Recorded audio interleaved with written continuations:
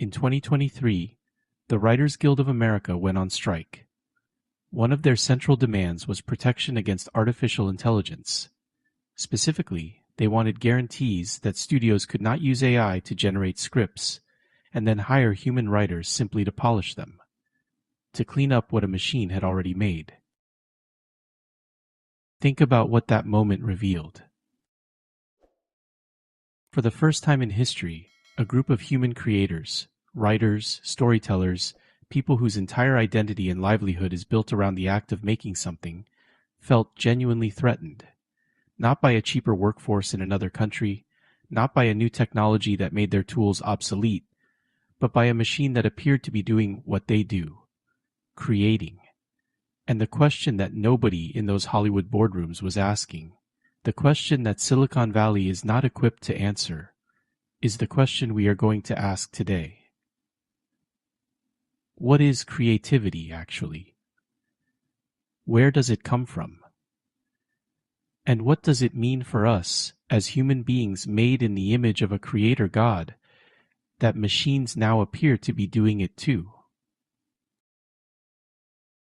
Welcome back to Human, a Walk with Him series. We have spent the first 2 episodes laying the theological foundation. We are image bearers of God, not by accident, not by achievement, but by design. And we are embodied creatures, not souls trapped in flesh, but unified beings whose physical and spiritual existence is woven together so deeply that you cannot separate them. Today we build on that foundation and ask one of the most fascinating questions this series will explore. God is a creator.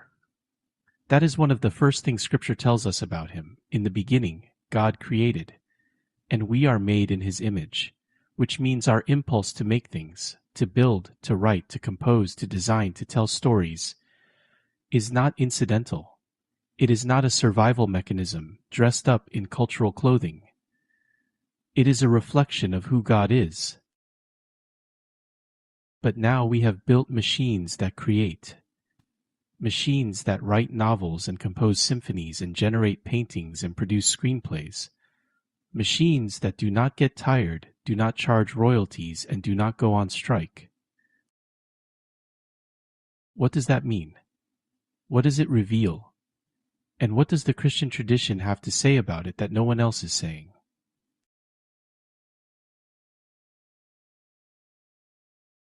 Genesis 1 verse 1 and Genesis 2 verse 19 and 20. In the beginning God created the heavens and the earth. Now the Lord God had formed out of the ground all the wild animals and all the birds in the sky. He brought them to the man to see what he would name them, and whatever the man called each living creature, that was its name. So the man gave names to all the livestock, the birds in the sky, and all the wild animals.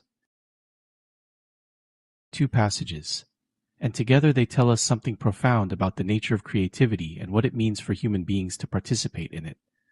The first is the most famous opening line in all of literature. In the beginning, God created. Before anything else existed, before matter, before time, before light, there was God, and God made. Creation is the first thing we learn about who God is. He is a maker. The second passage is less famous but equally important. God brings the animals to Adam and invites him to name them. And whatever Adam called each creature, that was its name. God did not override Adam's choices. He did not correct them or improve them. He gave Adam genuine creative authority. The names stuck. This is what theologians call subcreation. We did not create the universe. We did not call matter into existence from nothing.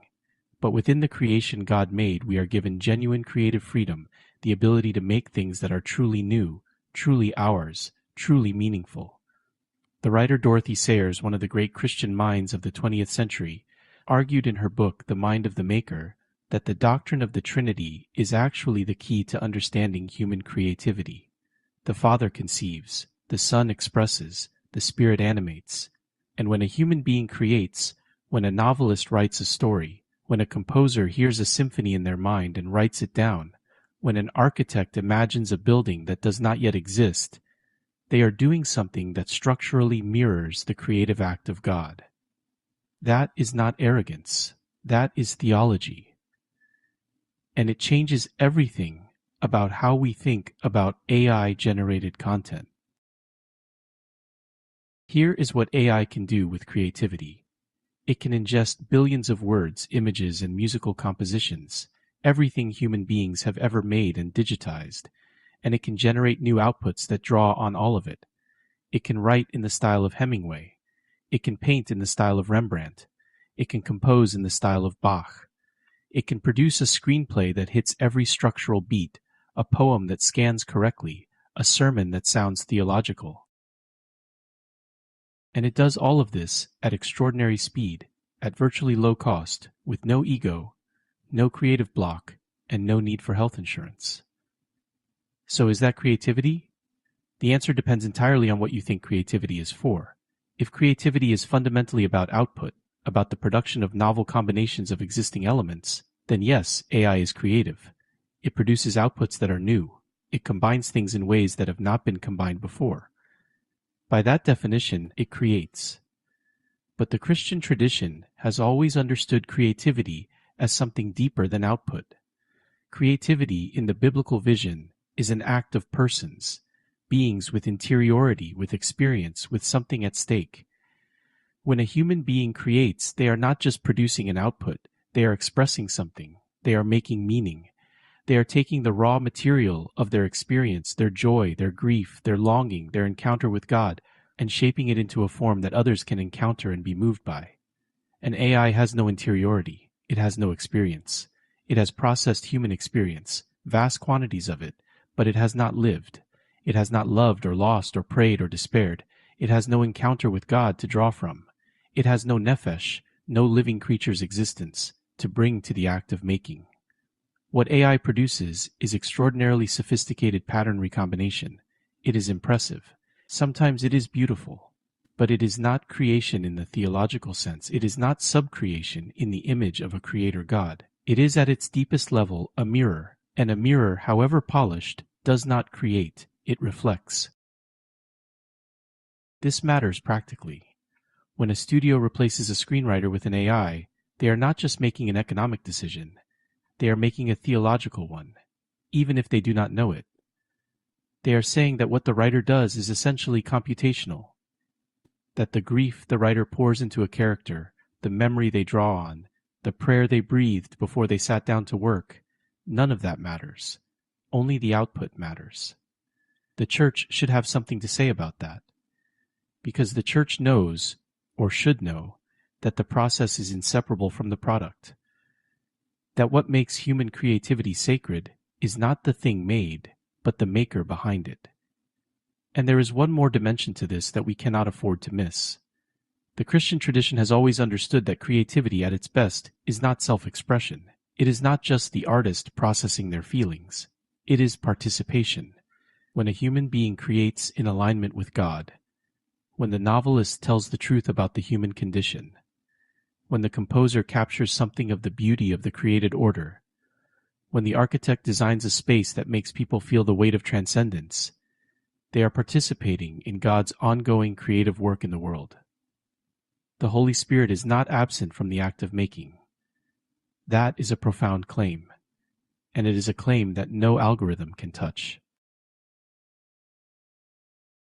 Here is the challenge I want to put to the church today, and it cuts in a direction you might not expect. Before we spend too much energy criticizing AI for what it cannot do creatively, we need to ask whether the church has taken human creativity seriously enough. We have, in too many places, built a church culture that is deeply suspicious of the arts. We have treated creativity as decoration, something nice to have if the budget allows, but not essential. We have elevated the functional and the efficient and quietly devalued the beautiful and the made.